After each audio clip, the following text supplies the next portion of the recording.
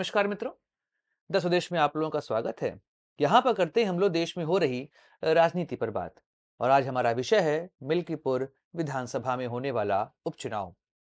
दोस्तों, जब दिल्ली विधानसभा चुनाव की घोषणा हुई, उसी के साथ उत्तर प्रदेश में मिल्कीपुर विधानसभा सीट पर भी उपचुनाव की घोषणा कर दी गई।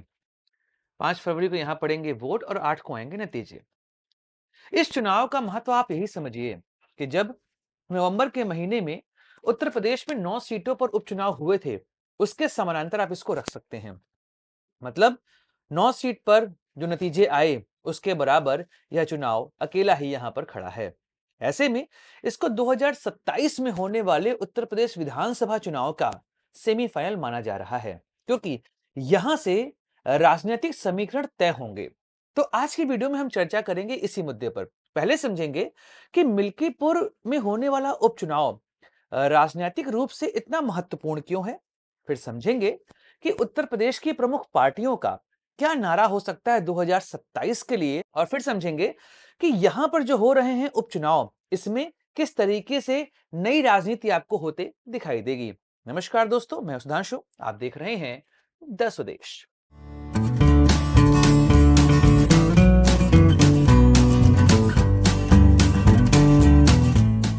दोस्तों, 2024 लोकसभा चुनाव और उसमें जो आए नतीजे, इससे पूरे देश की राजनीति हिल गई थी, क्योंकि जो नतीजे हमको उत्तर प्रदेश में देखने को मिले, इसकी उम्मीद किसी को नहीं थी। मतलब आप किसी भी राजनीतिक विश्लेषक से पूछेंगे तो वह यह नहीं कहेगा कि उत्तर प्रदेश में भाजपा की यह हाल होगी।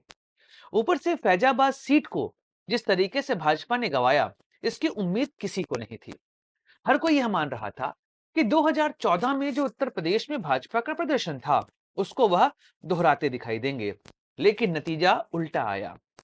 समाजवादी पार्टी ने यहां पर ऐसी विजय प्राप्त करी जिसकी उम्मीद किसी को नहीं थी। इसके उलट आप कांग्रेस को देखेंगे, जिसके लिए लोग मान रहे थे कि वह अपनी एक सीट भी बचा ले जाए तो गनीमत होगी, लेकिन उनको प्राप्त हुई 6 सीटें। अगर हम सिर्फ समाजवादी पार्टी और कांग्रेस को मिलाकर देखें तो 80 में से 43 सीटें इनके पास आई थी। भाजपा सेकंड नंबर पे आई थी। किसी तरीके से अपनी इज्जत बचा ली गई थी, बस यही आप कह सकते हैं।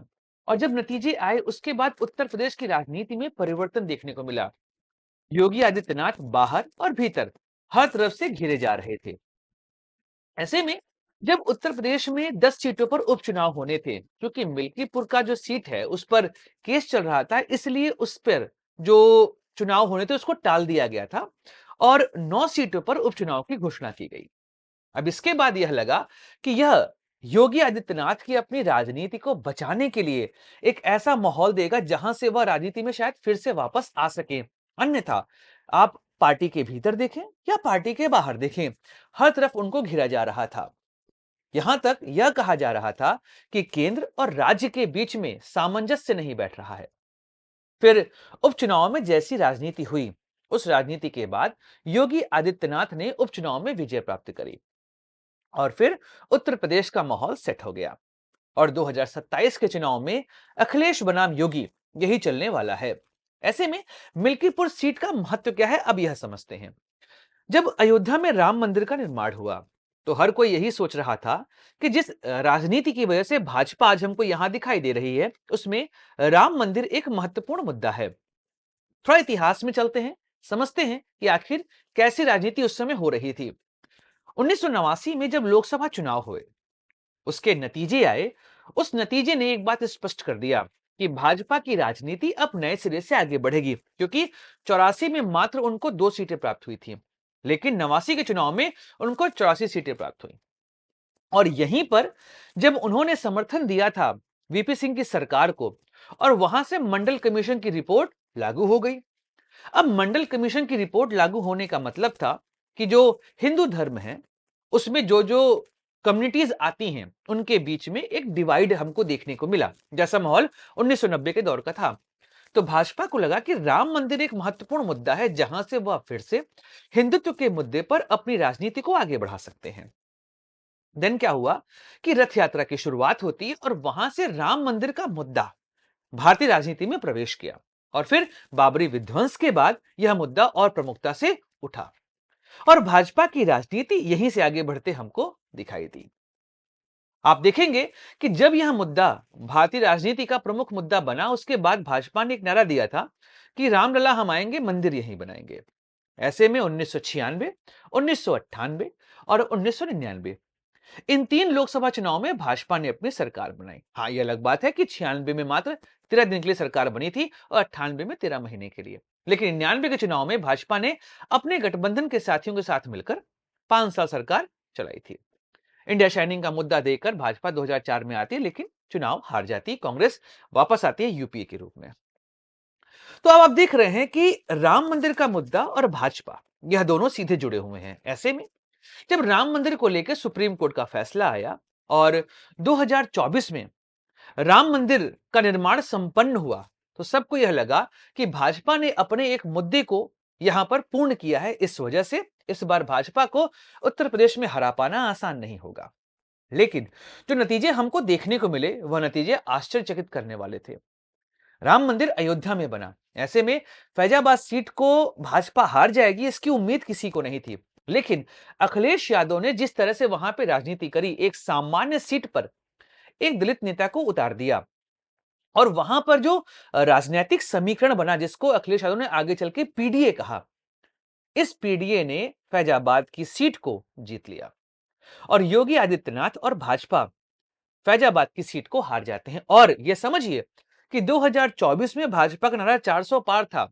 चलिए, 400 पार नहीं हुआ, 240 आए, लेकिन जो सीट उनके लिए सिंबलिज्म थी, फैजाबाद, अयोध्या, यह सीट भाजपा के हार जाने का मतलब यह था कि भाजपा का राजनीतिक रसूख कम होने वाला है। ऐसे में उस अयोध्या में जो वर्तमान समय फैजाबाद सीट है, वहां से आते जो इस समय सांसद हैं, उनका नाम है अवधेश प्रसाद। कांग्रेस और समाजवादी पार्टी अवधेश प्रसाद जी को एज अ ट्रॉफी आप देखेंगे पिछले 6 महीने में लगातार यूज कर रहे हैं। लेकिन जब अभी शीतकालीन सत्र हुआ, इसमें आप दूरी देखेंगे कि कांग्रेस और समाजवादी पार्टी में दूरी हमको दिखाई दे रही है। लेकिन आप देखेंगे कि अवधेश प्रसाद जी इस तरीके से भारतीय राजनीति में अचानक से पोस्टर बॉय बन गए और वह आते थे मिल्कीपुर विधानसभा से, जो कि एक एससी सीट है। तो आप समझ सकते हैं कि मिल्कीपुर सीट अयोध्या के अंतर्गत आती है। ऐसे में इस सीट को जीतकर भाजपा यह बताएगी कि फैजाबाद सीट पर जो विजय प्राप्त हुई इंडिया गठबंधन को, वह एक तुक्का मात्र थी और जो अपनी इज्जत उन्होंने वहां पर गंवाई है, उस इज्जत को वापस पाने की राजनीति यहां पर हमको दिखाई दे रही है। ऐसे में आप समझ सकते हैं कि मिल्कीपुर विधानसभा की सीट कितनी महत्वपूर्ण है इस समय उत्तर प्रदेश की राजनीति के लिए, क्योंकि अगर अखिलेश यादव इस सीट को जीतेंगे तो साफ है कि उनकी राजनीति 2027 के लिए और सुदृढ़ होगी और जो उपचुनाव में उनको घाटा हुआ है अभी नवंबर के महीने में, उसको वापस से वह यहां पर रीगेन कर लेंगे। और योगी आदित्यनाथ, जिन्होंने फैजाबाद सीट को गंवाया है, उनकी राजनीति में मिल्कीपुर की जीत एक तरीके से और ऊंचा उनको उठाने का प्रयास करेगी। ऐसे में आपको समझ में आया कि मिल्कीपुर की सीट इतनी महत्वपूर्ण क्यों है। दोस्तों, अब बात करते हैं कि मिल्कीपुर विधानसभा और 2027 में क्या होगा चुनावी नारा। तो यहां पर हम दो पार्टियों की बात करते हैं। एक बात करते हैं भाजपा की, जो कि आगरा में योगी आदित्यनाथ के दिए गए नारे बटोगे तो कटोगे पे आगे बढ़ रही है और वहीं पर अखिलेश यादव पीडीए पर चल रहे हैं। पहले हम बात करते हैं यहां पर अखिलेश यादव के पीडीए के नारे की। 2020 में जब 2022 में सॉरी 2022 में जब उत्तर प्रदेश में विधानसभा चुनाव हुए, उस दौरान यह लग रहा था कि भाजपा अपनी सरकार रिपीट नहीं कर पाएगी। अखिलेश को लेकर एक कॉमन जो वेव हमको दिखाई दे रही थी, पर नतीजे इसके उलट आए। भाजपा ने अपनी सत्ता स्थापित करी। लगा कि समाजवादी पार्टी की राजनीति अब खत्म हो जाएगी, क्योंकि मुस्लिम यादव वोट बैंक के अलावा उनके पास और कोई वोट बैंक नहीं बचा था। तभी 2023 के अंत आते आते अखिलेश यादव ने राजनीति में एक नया नारा दिया। उसका नाम था पीडीए, पिछड़ा, दलित और अल्पसंख्यक। कई बार समाजवादी पार्टी के नेता इसको अगड़ा भी बोल देते हैं पीडीए को। और इस नारे को लेकर 2024 में अखिलेश यादव ने लगातार सभाएं करी और 2024 का लोकसभा चुनाव अखिलेश यादव ने पीडीए के नारे पे लड़ा और जो नतीजे आए, वह नतीजे ऐसे थे कि अखिलेश यादव को समझ में आया कि इस राजनीति को लेकर ही हमको आगे बढ़ना है।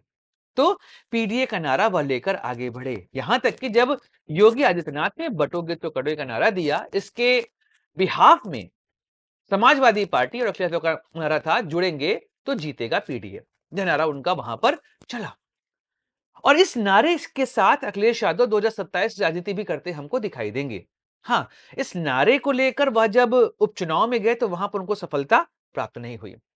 अब बात करते हैं योगी आदित्यनाथ की, क्योंकि लोकसभा चुनाव की हार उनको लगातार परेशान कर रही थी। ऐसे में अब राजनीति के हिंदुत्व के पिच पर राजनीति जो भाजपा करती है उस पर उनको लौटना जरूरी हो चुका था। तो ऐसे में आगरा में चल रहा था भाजपा का सम्मेलन और वहां पर उन्होंने बांग्लादेश का उदाहरण देते हुए नारा दिया कि भाई बटोगे तो कटोगे। और आप देखेंगे भाजपा की राजनीति उसके बाद से इसी नारे के इर्द गिर्द घूम रही है और 3 लगातार चुनाव में भाजपा को इस नारे की वजह से सफलता प्राप्त हुई है। पहला, हरियाणा में होने वाला विधानसभा चुनाव जहां पर कोई भी भाजपा की जीत की उम्मीद नहीं कर रहा था, वहां पे यह नारा सफल रहा। उत्तर प्रदेश उपचुनाव जहां पे इस नारे की असली अग्नि परीक्षा थी, वहां पर भी यह नारा सफल हुआ। कुंदरकी जैसी सीट जहां पर अधिकतर मतदाता मुस्लिम हैं, वहां पर भाजपा इस नारे की वजह से जीत प्राप्त कर पाई और करहल की सीट किसी तरीके से समाजवादी पार्टी बचा पाई थी। और फिर महाराष्ट्र, वहां पर भी भाजपा और महायुति गठबंधन की हालत बड़ी खराब थी, वहां पर भी भाजपा को विजय प्राप्त हुई और ऐसी विजय जो महाराष्ट्र की राजनीति में देखी नहीं गई। यह नारा झारखंड में सक्सेसफुल नहीं हुआ, लेकिन 3 जगह इसको सफलता मिली। आप जम्मू में भी देखेंगे, वहां पर भाजपा का प्रदर्शन बहुत शानदार रहा है। ऐसे में योगी आदित्यनाथ इस नारे को लेकर 2027 के चुनाव में आगे बढ़ेंगे। इस नारे को आरएसएस और नरेंद्र मोदी स्वयं इंडोर्स कर रहे हैं।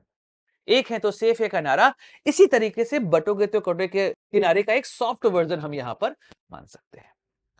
तो मिल्कीपुर विधानसभा में जो उपचुनाव हो रहा है, इसको लेकर भाजपा इसी नारे के साथ आगे बढ़ेगी और फिर 2027 में आप इस नारे को फलीभूत होते देख सकेंगे और तब पीडीए बनाम बटोगे तो कटोगे होगा, यह साफ हमको यहां दिख रहा है। अब बात करते हैं उत्तर प्रदेश की राजनीति में जो पॉलिटिकल पार्टियां हैं उनके बीच में कैसे रिलेशंस बनते हमको दिखाई देंगे 2027 में। इस उपचुनाव में आप एक बार नोटिस कर रहे होंगे कि समाजवादी पार्टी ने अवधेश प्रसाद जी को सब कुछ दे दिया कि भाई आप इस चुनाव को लड़िए और उन्होंने अपने पुत्र अजीत प्रसाद को यहां से टिकट दिया है। भाजपा अभी किसको टिकट देगी इसके बारे में कोई खबर नहीं है, लेकिन माना जा रहा है कि 20 तारीख तक यहां पर जिसको टिकट दिया जाना उसके नाम की घोषणा हो जाएगी। पहले बाबा गोरखनाथ यहां से 2022 में चुनाव लड़ चुके हैं, लेकिन उनको हार मिली थी। 17 में वो यहां से जीत प्राप्त किए थे। तो ऐसे में आपने देखा कि कांग्रेस ने अपना मूक समर्थन समाजवादी पार्टी को दे दिया है। लेकिन जिस तरह से कांग्रेस की राजनीति उत्तर प्रदेश में चल रही है, संभल के मुद्दे को लेकर कांग्रेस और समाजवादी पार्टी के बीच में होने वाला क्लैश हमको साफ दिखाई दे चुका है। और योगी आदित्यनाथ की राजनीति, अखिलेश यादव की राजनीति और राहुल गांधी की राजनीति इस समय एक ही तरह के वोट बैंक के पीछे घूम रही है। राहुल गांधी की राजनीति को आप देखेंगे तो वह दलित वोट बैंक को वापस से रिक्लेम करने की कोशिश कर रहे हैं और मुस्लिम मतदाताओं के बीच में एक मैसेज जा चुका है कि इस समय उनकी बात कोई कर पा रहा है तो वह राहुल गांधी। ऐसे में अगर दलित वोट बैंक और मुस्लिम वोट बैंक राहुल गांधी के साथ गया तो इसका घाटा समाजवादी पार्टी को होता हमको दिखाई देगा।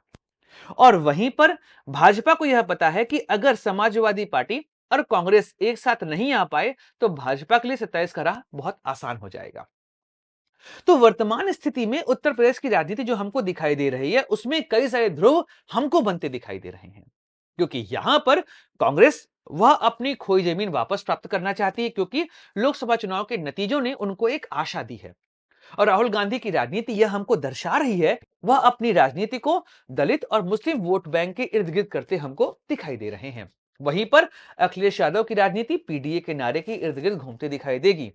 भाजपा हिंदुत्व की राजनीति करते हमको दिखाई देगी और इसमें मायावती जी का भी बहुत बड़ा रोल है, क्योंकि पश्चिमी उत्तर प्रदेश में उनकी राजनीति बहुत बड़ा प्रभाव डालती है।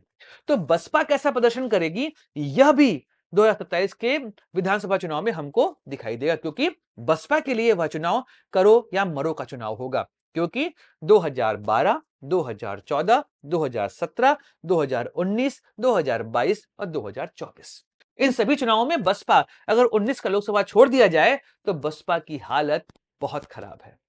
यहां तक कि उनके पास विधानसभा में मात्र एक विधायक है और लोकसभा में तो उनके पास कुछ भी नहीं है इस बार।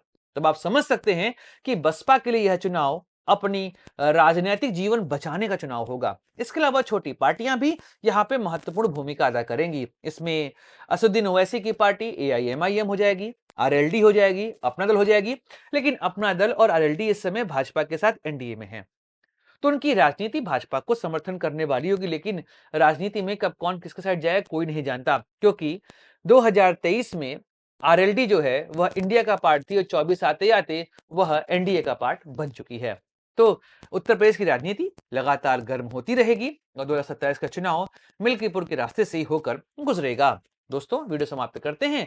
मिलेंगे अगले वीडियो में, चर्चा करेंगे किसी और राजनीतिक मुद्दे की। Like share subscribe the channel. जय हिंद, वंदे मातरम, भारत माता की जय।